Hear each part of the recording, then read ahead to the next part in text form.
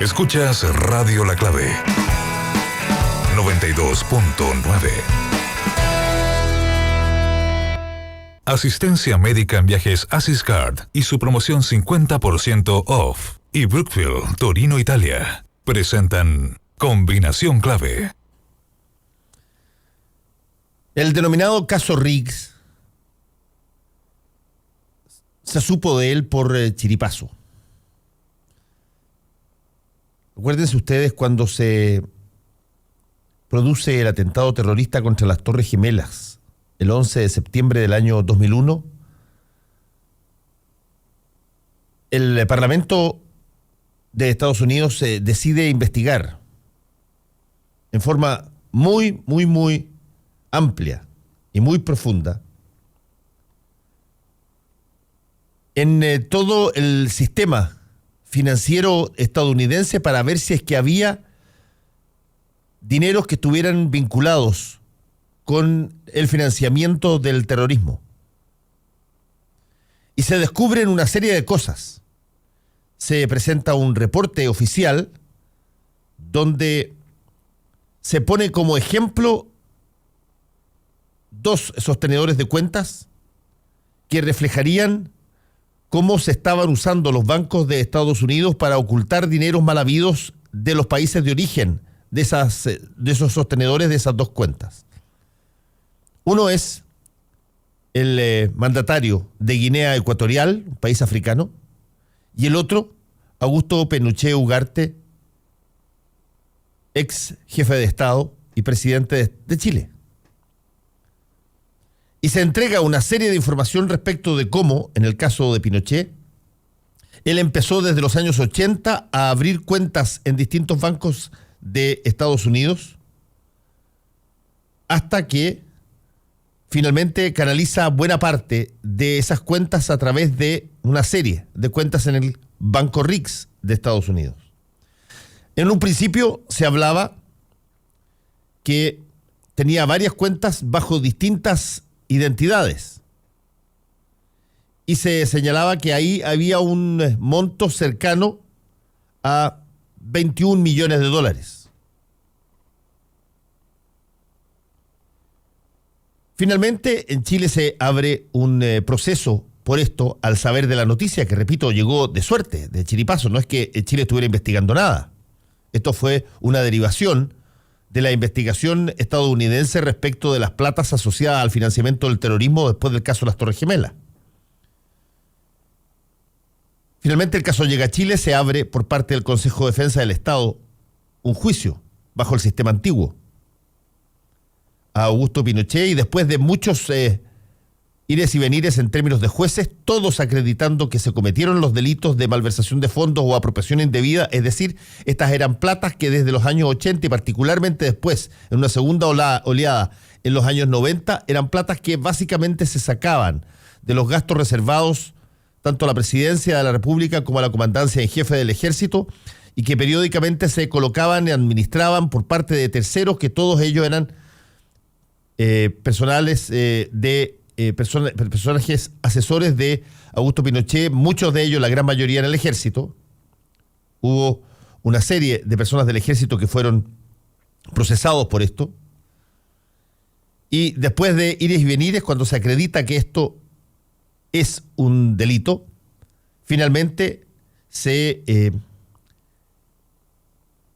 genera un procesamiento directo hacia 6 personas y el propio Augusto Pinochet.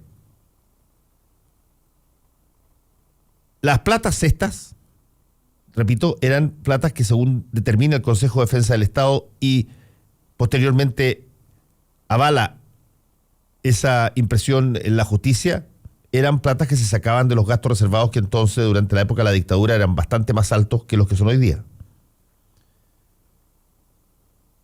Sin embargo, se acaba de conocer hace pocos días atrás que la Corte de Apelaciones ha determinado que por varias situaciones, una que tiene que ver con, por cierto, la muerte de Augusto Pinochet hace ya bastante tiempo, el sujeto que se persigue dejó de existir, y porque los delitos fueron determinados como delitos no continuos, porque había fragmentaciones en el tiempo, habían dos tiempos muy definidos, unos en los 80s, otros en los 90, para un total de alrededor de 125 cuentas bancarias, pero como no era continuo, las prescripciones tenían características distintas y por lo tanto se determinó que el delito estaba prescrito y se ordena devolver los bienes que habían sido confiscados para este delito, más o menos $6 millones en plata y alrededor de 23 propiedades. Se ordena devolver estos bienes confiscados, estas platas y estos inmuebles. ¿Pero a quiénes se devuelven? La familia no reclama los bienes en una posición, creo yo, legalmente de mucha chispeza, llamémoslo así. No se transforma la familia inmediatamente en receptora de esos bienes. Aparentemente ni siquiera la posesión efectiva está realizada. Por lo tanto, quedan los dineros ahí y lo que puede pasar en caso que no tengan algún tipo de cambio por parte de los recursos legales pendientes. Se va a presentar un recurso de casación, que es una revisión del mismo fallo en la Corte de Apelaciones.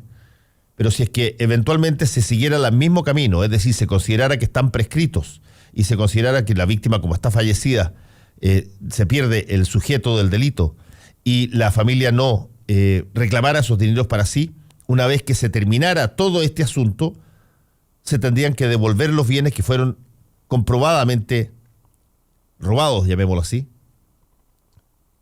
Se tendrían que tarde o temprano llegar a los sucesores de Augusto Pinochet y por lo tanto llegarían igualmente a la familia, lo que sería una situación bien particular, porque aquí habría acreditado una sustracción de especies y de dineros que después de un tiempo, después de muerta la persona y proveída la prescripción, resulta que el dinero mal habido termina beneficiando a la familia del malhechor, lo que sería una situación en términos de justicia tremendamente difícil de digerir. Sigan el caso Rix, lo pueden ver en internet. Es bien interesante todo lo que ha habido, la cantidad de gente que ha declarado, gente que ha reconocido dentro del ejército que participaron en esto, gente que todavía no reconoce nada, pero que en términos de la justicia, en términos de los jueces que han seguido este caso, no hay ni una duda, no hay ningún disenso respecto de que esto fue una sustracción mala vida del dinero, solo que ahora, por las situaciones técnicas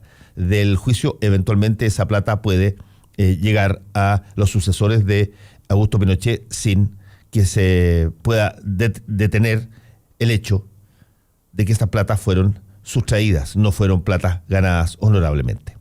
Soy Fernando Paulsen, comienza Combinación Clave. Muchos hablan,